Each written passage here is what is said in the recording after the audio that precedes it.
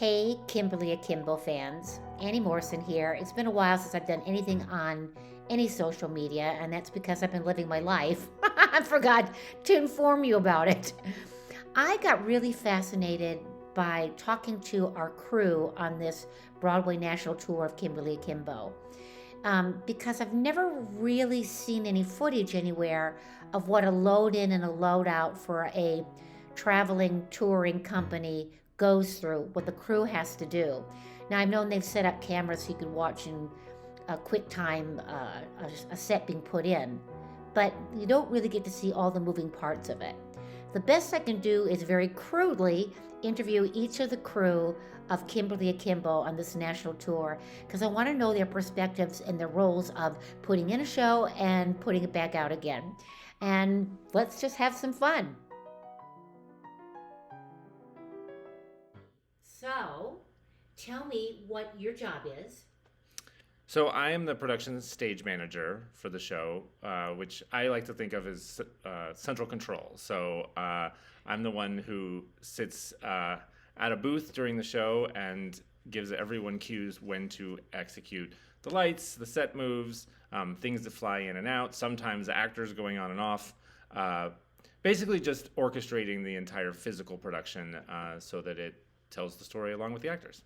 Is it much different doing it on the road than it would be if you were doing it in a Broadway house? Interesting. The actual running of the show, no. The show functions pretty much the same on tour as it does on Broadway. The tricky thing about tour is, of course, everything has to be built to go into trucks. So everything necessarily functions a little bit differently because you can't have the permanence that you would have in a Broadway show where things are sort of built into the theater. For us, everything can only be as complicated so that we can get it out in 4 or 5 hours. Oh, great. Is it drastically different from the Broadway set? The biggest difference for the tour, and this is true for most tours, is that we don't have a lot of the automated pieces that Broadway has, and the big, famous one is always on Broadway. They love to have things come up out of the floor, which of course, when you're in a different theater every week, they frown upon digging holes into their floor. So typically, we can't ever do things like that. A lot of tours have automation that, things that come on and off from left and right and can fly in and out. We don't. Our show, while there was automation on Broadway, they reimagined it for the tour without any automation. So, which I find to be a blessing because the more automated things there are, the more things that can go wrong, especially when you're taking it apart every week. It's actually kind of charming to have the way it is. It's simpler and it involves the entire telling of the story in a different way. Absolutely. Yeah. I am always a huge advocate of actor motivated set moves. I feel like it especially when you're telling a really earthy, grounded story like this is, where the characters are very real and they are, it's not meant to be spectacle the way that, you certainly, when you have a show that's about spectacle, you want the magic, you want the moving parts, you want everything looking like it's just very smooth. But when I will take teenagers pushing lockers over lockers magically rolling on and off by themselves any day of the week when you're telling a story like this. It just keeps it all tied together much more organically, I think. Right, absolutely. So let's talk about the load in and the load out. Start with the load in. What do you do to load in a show? So for stage management, interestingly, like everyone always thinks that stage managers participate heavily in load in and load out. We don't, actually. We do have our load in, and load in is much more intense than load out for us. For load in, I arrive with the crew at the very start of the call. So usually that's 6 or 7 a.m. on Tuesday. I'm there right at the beginning, and my purpose is to do the layout assignments of the rooms. So every theater we go to obviously has a very different set of dressing rooms, set of support rooms, rooms for wardrobe and hair and all physical therapy, all of the things that we need. So my job is to figure out where everything's going to go. So at the beginning of the loadout, I will have done a rough draft of it before we arrive based on their documentation. But that never is exactly what it's like when you arrive on the ground. So I always have to do some edits when I get there. And so I spend the first hour of load out or of load in just making up a list of who's going where, which dressing rooms are assigned to which person, where all the office spaces are, and that sort of thing. And I hang around for an hour or two. Usually that's the time when our head carpenter, Chad, will come to me with any problems he foresees. Like if there's going to be something that is different from our usual, we'll talk about it and come up with a plan of how we're going to navigate that. And then the other stage managers come in a couple hours later, and we begin the process of putting up signage, which is our big job on this one, is putting up all the dressing room labels. We label every room of what it is, so everyone walking around knows where they're going, as well as arrows, which any stage manager will tell you one of the banes of our existence is getting the company to look at the signage that we put up, because we spend a lot of time doing it, and it's really hard sometimes. People's instinct when they walk in the door is first, you go, where am I going? And it's like, well, look at the signs we put we put up.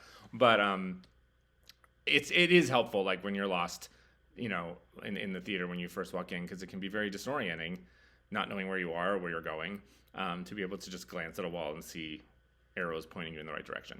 So that's a big part of where not to go too. Those signs too. And where not to go, because there are places that we play where it's a shared space. So a lot of these performing arts centers have multiple performance venues in them, and frequently we're in one, but there's someone else in another one, an opera or a dance company or a children's theater or something else. And so, we want to sort of, both for them and for us, we want to keep the delineation clear as to where our space ends and theirs begins, so we're not wandering back and forth in each other's space. So that's a big part of our morning. On most shows, the afternoon part of a stage manager load in is lighting focus. Typically on tour, this is a big difference between Broadway and tour, because on Broadway the stage managers don't really participate in the lighting focus because it only happens once during tech, and the lighting team does it. On tour it happens every single time we load in, and so because the lighting team is busy constructing the lighting package and doing all the things that they have to do, stage management usually helps out, teams up with a local or two, and focuses the lights. And that is a very old school. It used to be before the advent of moving lights and all this automation that we have these days. It was just conventional lights, point, and adjust the focus. And so it was very time consuming, and it took that usually took 2 or 3 hours of our day getting that done.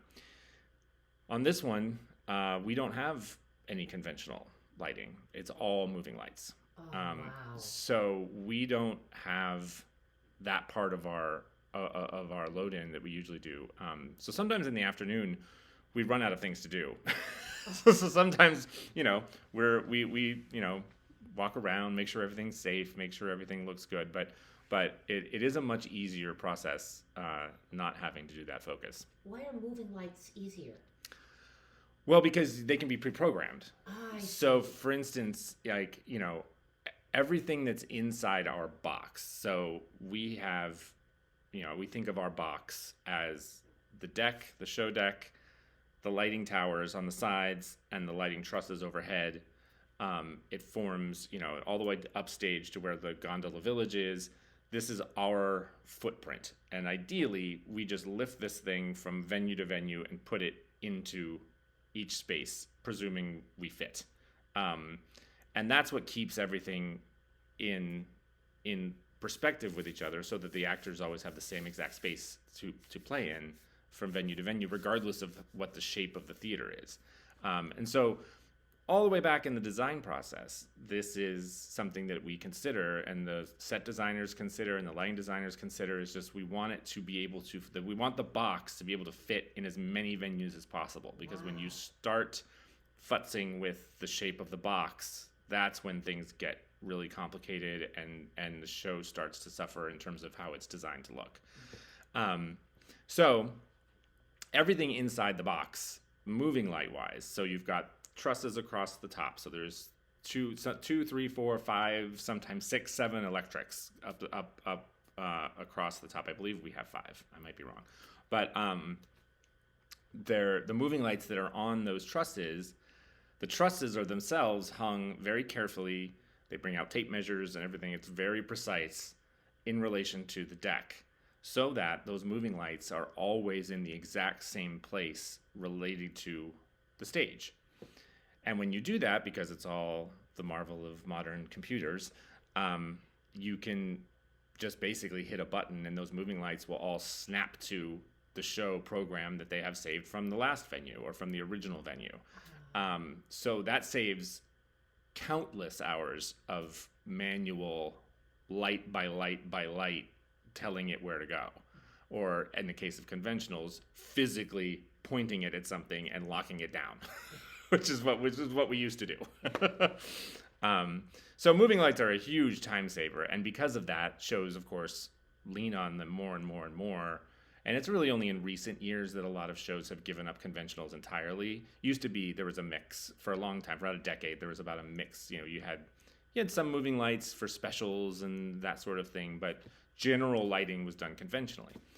Now, a lot of shows are just giving up on the conventionals entirely and doing it all with movers.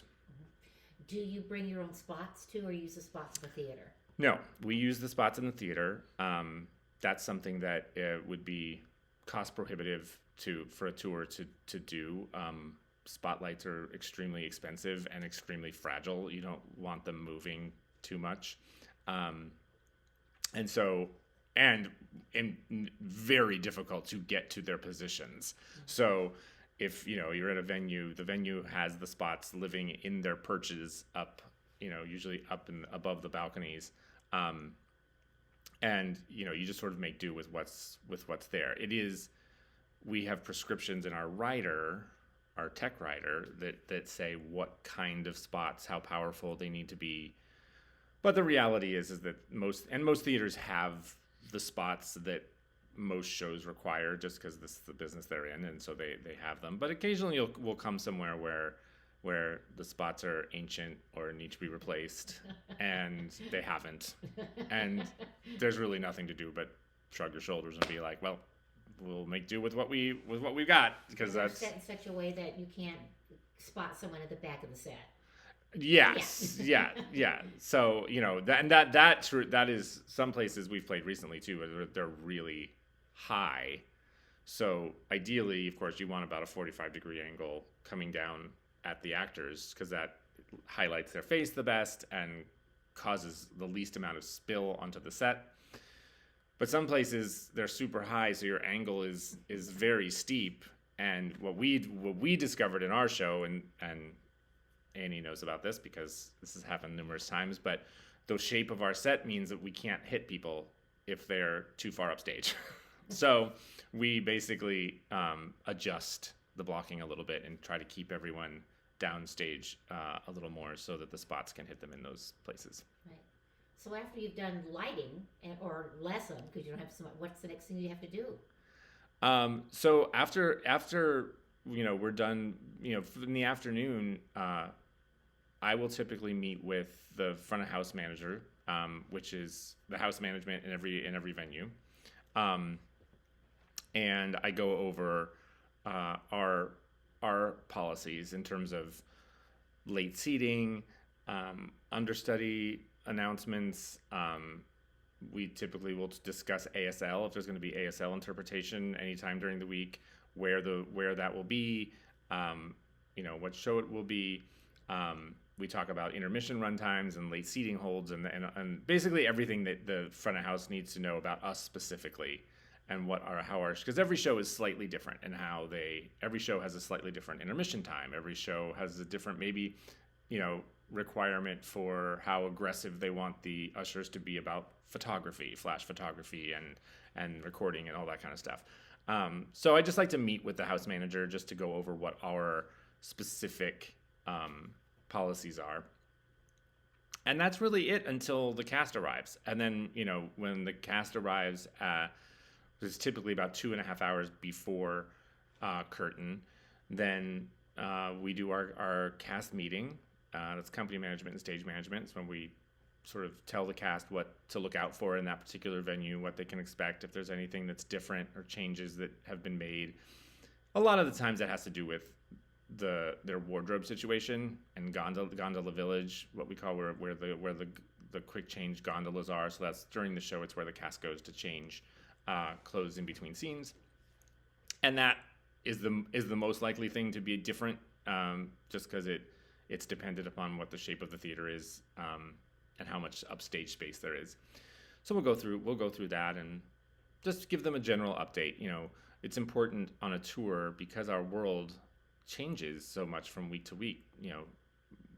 Where we are, what's around, what to look out for in any specific place. That it's important that we keep a routine, consistent contact with them and keep them updated. And then you have the meeting. Then what happens? So then we do the meeting. While we're doing the meeting, the band has arrived and is doing their line checks. So the band will one by one, they'll plug all their instruments in and get settled and go down the line, and everyone plays to make sure that everything's working properly with the sound. Then they do their sound check. They'll play through a few numbers, and just the audio engineer has a big job because they everything from the proscenium back we can keep the same, because of our box. And so we can keep all that the same. Everything from the proscenium forward into the house they're completely dependent on the shape of the house and the acoustics in the house.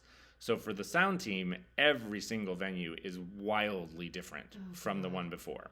So, and very few people understand the physics of sound, and I find it fascinating. I don't have the ears to do it, but it's incredibly complicated, and it has a lot to do with, you think of line of sight and you see things, but sound waves have the same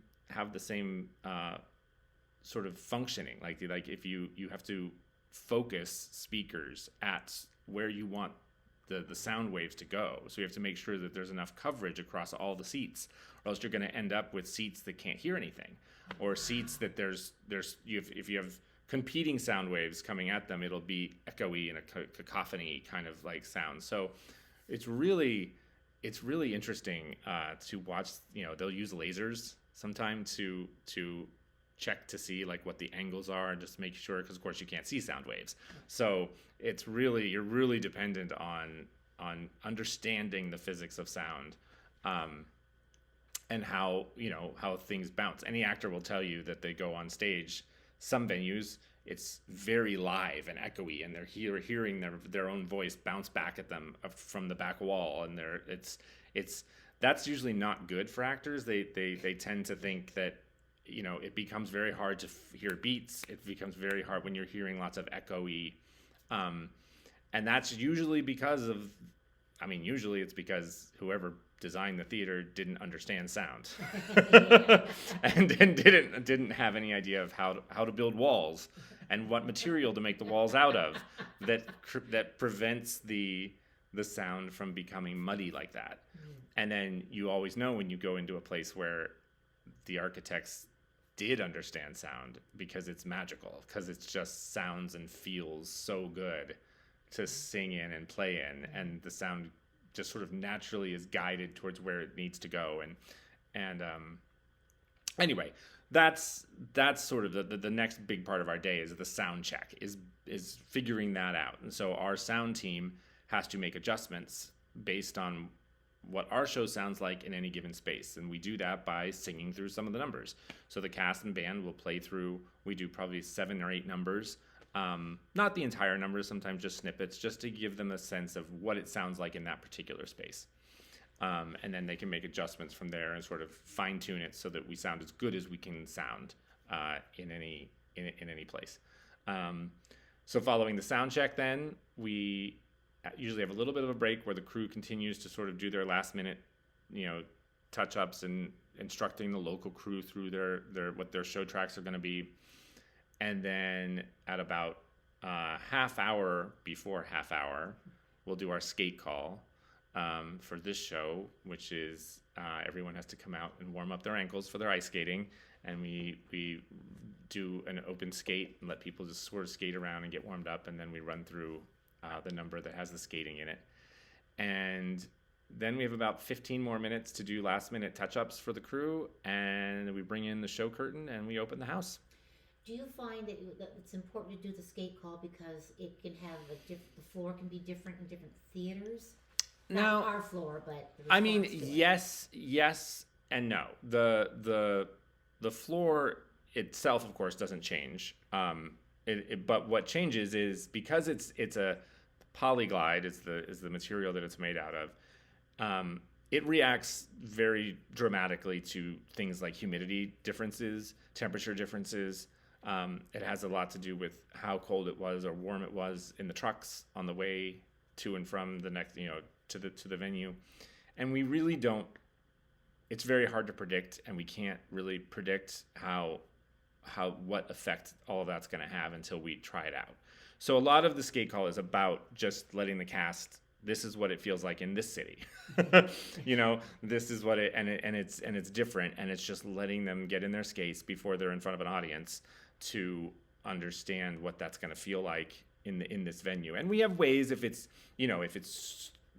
too slick, we have ways that we can make adjustments with that a little bit, and vice versa. If it's too dry and it's not slick enough, we can make some we have some ways of correcting that. But that's basically it. It's not so much about letting the cast practice skating because they know how to skate on the stage at this point. They've done it hundreds of times. But it's more about that, about making sure there are no surprises when we go out on stage. One, we went through a period where we were assuming that after every jump, the deck would be dry and would need added glycerin on top of it. I don't know if someone explained the glycerin. No. Well, not So the way that the polyglide works is that you need a surface that you can both walk on in regular shoes without slipping and falling, and skate on ice skates, and it's the same surface. And so the science of it, of course, is how do you achieve that? And the answer is we have a mixture of glycerin and water that forms this liquid that we put in trays, and the cast steps in it in their skates, and that adds a layer of glide that allows them to glide around on the polyglide, where those people who are in shoes are still fine, not slipping. So we do that. We do the glycerin part, but we can also have a spray. If the deck is just generally too dry, we have a spray that we can put on it that makes the whole deck a little bit slicker. And what we learned early on was that if that's overdone, and if you do it, it makes the ice skating feel really good. But what would happen is that it was too slick to walk on and dance on. And we did a couple shows where the teens were literally like Fred Flintstone, like trying to push the lockers, like with their feet just like going. They couldn't get the traction on with the lockers, and that was not good. So we've learned since that it really isn't as straightforward as, it's dry, so we're going to add more glycerin. We sort of have to just wait until the cast says it's too hard to skate on, and then add a very, very, very little bit. Yeah. And then try it, because that slick on the regular shoes is worse for the overall show. We spend 95% of the show not in skates, so we sort of have to protect that part, and do our best with the skates. Right. So then that's basically your load in. What happens when it's all over with, and now we have to get them all back in a truck? What happens as soon as that show goes down? So this is where we always laugh. Stage managers laugh because we don't have a loadout. like we do the same basically that the actors do. The actors have to like put away their makeup kits and they'll bring the makeup kits back to the hampers and put them away, and everyone has a process of sort of moving out. But like with the actors, for stage managers, it's just basically packing up our own stuff, and we put everything back in our work boxes and take down everything in our office and sort of pack up and close everything up, and then we leave.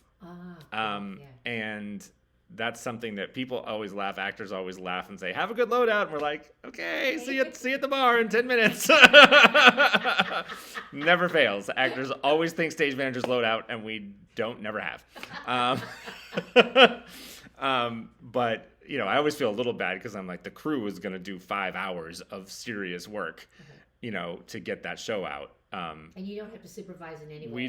We don't participate really in any way. Do you have to take all the signs down all over the building though? We do that. We do everything. We undo everything that we did. Okay. But because of the way, we have 3 stage managers on the tour. And once we get past the first show or 2, it doesn't take all 3 of us to run the show. So there's one person calling the show, one person running the deck, and one person usually either in the office doing office work or out front noting. And because we can do that, on the last show, there's one person calling and one person running the deck, and the other person's loading out. So by the time the show comes down, we already have all the signs are down. Pretty much everything's packed up and ready to go because the one person who has done that for the whole show, which is great because that just means the show comes down, we put the last couple of things in the box, lock the box, and we're good to go. Excellent. When you are running the show itself, are you always the first stage manager for the beginning of the show? Do you have an order in who does what and call it? What I have set up, what I like to do, I do things a little differently, I think, than a lot of PSMs do. I really like to be involved with the running of the show, I think, more. You frequently hear of PSMs who will maybe call the first show in a city, and then that's it. They'll be in the office for the whole rest of the run, or maybe like 1 or 2. I like very much a rotation. So I have a schedule that we make every week, and I typically just rotate it between the 3 of us. So every week, 2 of us call 3 shows and 1 of us calls 2 shows because 8 shows divided by 3 is not even. But I will cycle through every week. I change who's the person that only does 2 shows. So I try to keep that even so that we all get the same amount of calling time. I do a little fewer decks than the other 2 do. They do more because I need more office shows because I have more office work. And I also need to note the show and sometimes rehearse if we're rehearsing new actors, like during the show in a studio. So I typically will do four shows not participating in the actual run of the show, and then I do the other 4 in some combination of calling and being on the deck. Yeah, because you're the head honcho. Yeah. But I like to be. There's a lot of PSMs who don't ever do the deck. Who just won't do it, or just think that it's not, and that's pretty typical. That the deck is sort of the domain of the first assistant stage manager and the second assistant stage manager. Like that's their domain, and certainly when we're building the show, I leave that to them. Like they build the deck tracks, and then I learn it from them. Like they'll teach it to me, the same way that I will teach them the call, because I build the call. But I really like to. I make sure I do at least 1 deck show a week, because you kind of it's the best way to sort of keep in touch with what's really going on in the show. Right. And you're with the actors, you're with the crew, you're doing the show with them in a way that you're physically present with them, and I find that it helps and matters. Like people like to see you there and not just some person who sits in an office or sits behind behind a desk somewhere. Well, I'll tell you, from my point of view, it's been very helpful because sometimes things do happen. Yeah. And you have to see what we're talking about. Yeah. So you being on the deck really goes, that's what, now I know how to solve that. Yeah. Right. Yeah. And you can't possibly see things on a screen this big that you can see when you're in a wing looking up close with your eyes. Like, you can't see. There's a lot of detail that you just miss on a video screen. Like, you know, the lights wipe out a lot of stuff too. It's horrible. Totally. A lot of the times, I mean, I don't see facial expressions unless, I mean, I'll note from the wings because I can see people's faces. Right. I can't see people's faces on the screen because you're all blown out with the spotlights. Yeah. That's true. Okay. Is there anything else you want to add to all this? Because thank you. This is extremely helpful. Yeah. No, I think this is great. I think it's important, you know, for people who are thinking about theater and who know that they like the theater, they want to be involved in the theater. I think a lot of folks, you know, out in the general world, just think of acting. That's the only thing they think there is to do is, well, I'm not a performer. And there's more jobs in the theater that are not performing than are performing. So no matter what you're good at or what you like to do or, you know, what you think you're interested in, there's probably something in the theater for you. And so that's just the general message. I always think, like, don't want people to be discouraged from doing this if they want to, because they think they're not good at one thing. Right. I guarantee you there's something you're good at that will help in the theater. What's life on the road for you? And how long have you been doing this? I've been doing this a very long time. Kimberly Akimbo is my 16th tour. Wow. It is my 7th First National tour. So I did a lot of like bus and truck one-nighter tours before. Oh, God. But this is my 7th first national tour as the PSM. And so, you know, I've been on the road for my first tour was in 1999, or 98. So I'm coming up on 30 years. Wow. 30 years of doing this. Oh, wow. Which is crazy. But when you say bus and truck, for people who don't know, those are like one-nighter things. Yeah. So the bus and truck. So we're on a first national. We're the first national of Kimberly Akimbo, which means we really don't play anywhere for less than a week, and we play places sometimes for longer than that, for 2, 3, 4, 5, 6 weeks. Although we're in year 2, so that doesn't really happen anymore. In year 1, it happened. And we generally fly. The company flies from city to city, unless it's a close, then we'll take a bus. There's a whole nother ecosystem of touring that specializes more in one-night engagements. One night, you know, maybe 2 nights, or what we call a split week, which is maybe like Tuesday, Wednesday, Thursday in a city, and then a Friday, Saturday, Sunday in a city.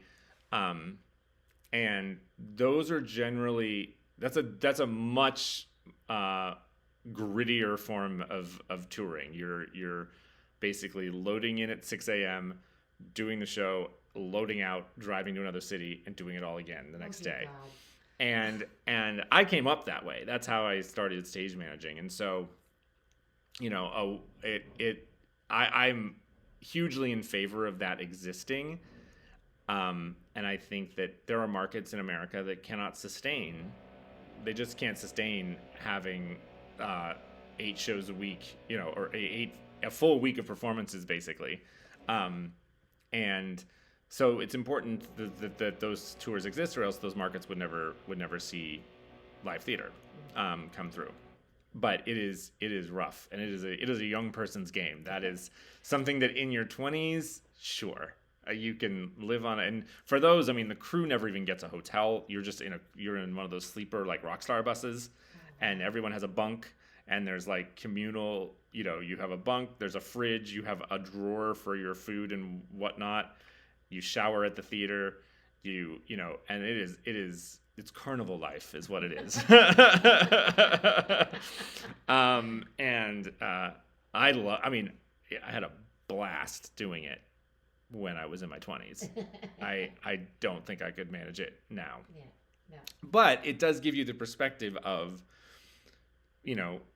I always laugh when I hear people, people who never did that, people who only did the big first national tours that, where a week is a short stay, complaining about, oh, I can't, oh, it's just a week, oh, it's so short, oh, and I'm just like, please. A week is luxurious. So it just keeps that mindset. That's fun. Thank you. This is fun. Yeah. Thank you so much. Of course.